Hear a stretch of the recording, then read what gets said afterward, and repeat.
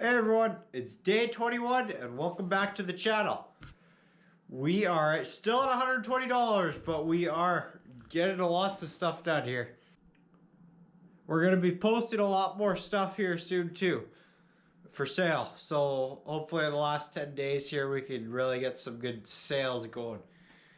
Anyways, for today we're going to try to see if I can get done as much as I can. We got another table legs to build and hopefully start on a new project. I want to build a river table. I think that would be pretty cool. But yeah, thanks for watching and please subscribe.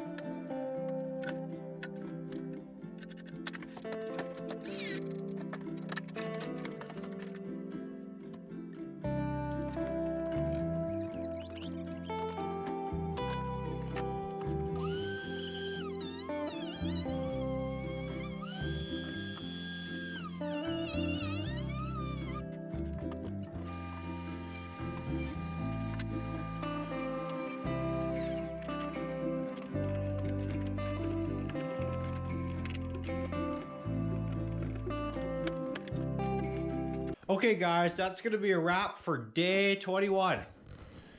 We did get done some stuff.